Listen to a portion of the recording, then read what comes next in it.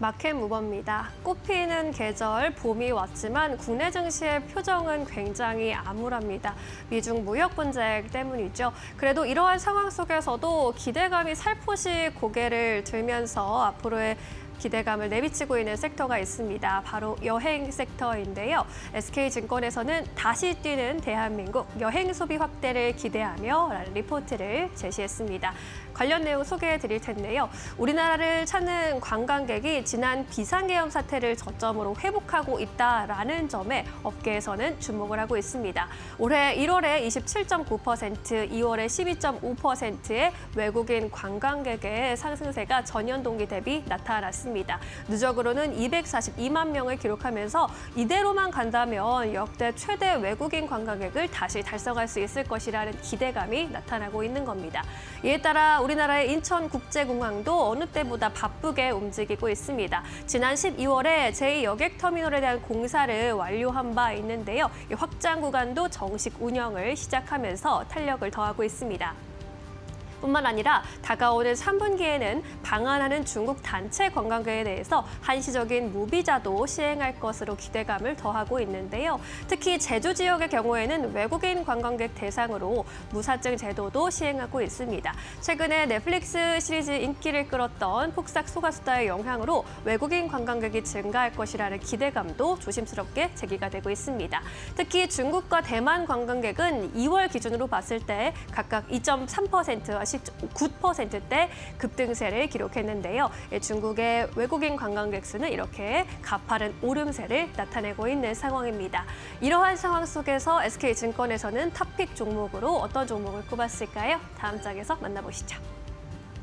하나투어를 중국 패키지 여행의 수요 증가로 인해서 탑픽 종목으로 바라봤습니다. 3월의 지역별 패키지 송출객 비중으로는 현재 동남아가 1위, 일본이 2위이고 중국이 3위 수준인데 이대로 간다면 이제 중국이 일본을 따라잡을 수 있을 것이라는 전망을 제시했습니다. 1분기 누적 해외 총 송출객이 102만 명으로 전년 동기 대비 10% 이상 증가세를 기록했고요. 패키지 여행 비중의 송출 인원이 1월에 7.9%에서 3월에 16%로 크게 증가하면서 지속적인 우상향 기조를 보이고 있다는 점에 주목을 했습니다.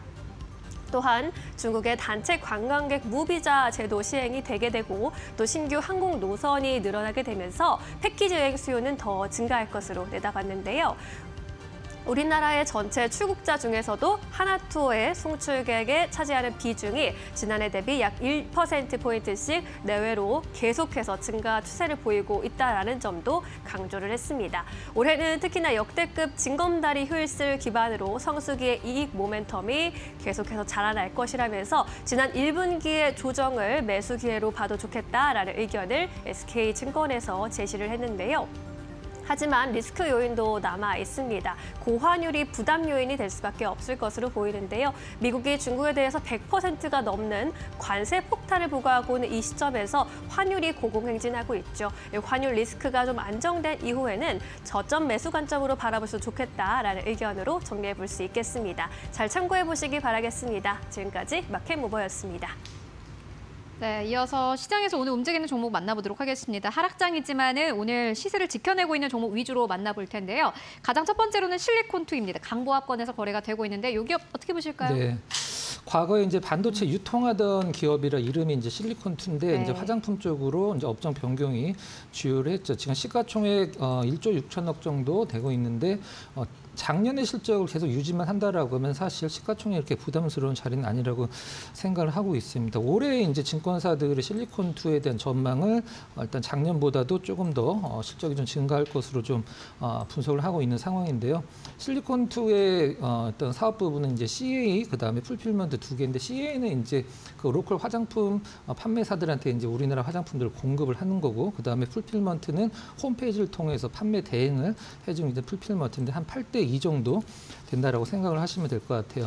최근에 이제 악재들이 다 나왔기 때문에 악재라는 것은 이제 우리 그 명품 판매 사이트에서 반란 쪽에 어떤 150억 원을 투자를 하기로 했는데 75억 원 이미 들어갔고 CB로 그다음에 어떤 조건부로 75억을 추가 투자하기로 했는데 제가 봤을 때는 그냥 75억 쪽에서 어떤 반란 쪽이 지금 현재 파산이라고 해야 될까요? 어떤 리스크에 노출이 되면서 나머지 75억을 지킨 게 오히려 좀 잘 됐다라고 생각을 하고 있고 시장에서는 그 75억에 대해서는 큰 리스크로 생각을 하진 않는 것 같아요. 그리고 지금 뭐 미주 위주의 기업이긴 합니다만은 유럽 쪽, 중동 쪽에서 어떤 작년에 실적이 계속적으로 증가하고 있는 부분, 유럽에서 한 1,000억, 그다음에 중동에서 5천억 정도, 일단은 500억 정도 매출을 돌파를 했다. 올해 이제 그쪽 부분에서 성장을 좀 지켜보는 듯한 느낌이죠. 관세는 어떻게 할 것이냐라고 이제 시장에서 가장 궁금해하는 부분인데 화장품을 생산하는 기업이 아니라 화장품을 대신 판매를 해주는 기업이기 때문에 미국에 이제 창고가 있거든요. 그 창고에다가 미리 재고를 엄청나게 많이 좀 쌓았다라는 것을 회사에서는 좀 약간 어필을 하고 있는 부분인 것 같습니다. 최근에 이제 기관 쪽에 수급이 들어오고 있다는 점 참고를 하시고 뭐 상승 쪽으로 턴을 한다라기보다는 최근에 시장 대비해서 상당히 견조한 흐름을 보여주고 있다. 이 정도만 보시면 될 것 같습니다. 알겠습니다. 실리콘투 만나보고 왔고요. 이어서 오늘 시장에서도 강세 탄력을 나타내고 있는 4.8% 넘게 급등하는 데브시스터즈 만나보고 가도록 하겠습니다. 이 기업은 어떻게 보고 계실까요? 네, 일단은 뭐 계속 흑자를 유지를 하다가 일단은 작년에 드라마틱하게 이제 적자를 유지를 하다가 작년에 드라마틱하게 흑자로 턴어라운드를 한 그런 기업인데요. 이 기업은 이제 다른 거 아니고 이제 쿠키런 하나만 거의 뭐 원IP 기업이라고 이제 보시면 될 것 같은데 시장에서 데브시스터즈를 가장 긍정적으로 보는 것은 흑자를 턴한 이유거든요. 물론 뭐 쿠키런이 좀 약간 우리가 보통 뭐 음원에서 많이 쓰는 단어죠. 역주행을 했다. 과거에 발표를 한 건데 오히려 그때 당시에는 주목을 못 받다가 시간이 지나서 오히려 좀 순위가 오르는 매출이 발생하는 물론 쿠키런은 실질적으로 이제 공개를 했을 때 굉장한 시장에서 좀 반향을 불러일으켰던 게임이긴 합니다만은 최근에 이제 쿠키런과 관련돼서 일단 신작들을 계속 데뷔를 시키면서 시장에서 관심을 받고 있는 상황인데 차트 잠깐 보면서 좀 말씀을 드려보도록 할게요. 데브시스터스가 이제 쿠키런을 처음 발표를 했을 때 정말 급등을 좀 보여줬었는데 그 이후로 지속적인 좀 하락을 보여주다가 한 2년 넘게 이제 횡보세, 그다음에 작년 말서부터 하락을 하고 올해서부터 이제 반등을 보여주고 있는 상황인데 사실 북미 쪽에서도 앱 마켓에서 게임 쪽에서 이제 1위도 찍으면서 시장에서 급등을 보여줬던 게 작년에 24년도 하반기거든요. 그러고 나서 계속적으로 좀 흘러내리고 특별한 모멘텀이 없기 때문에 올라오고 있는데 시장에서 일단 아까도 말씀드렸듯이 데브시스터의 흑자 포인트가 이제 역주행도 있긴 합니다만은 직원들을 대폭 좀 감원을 했어요.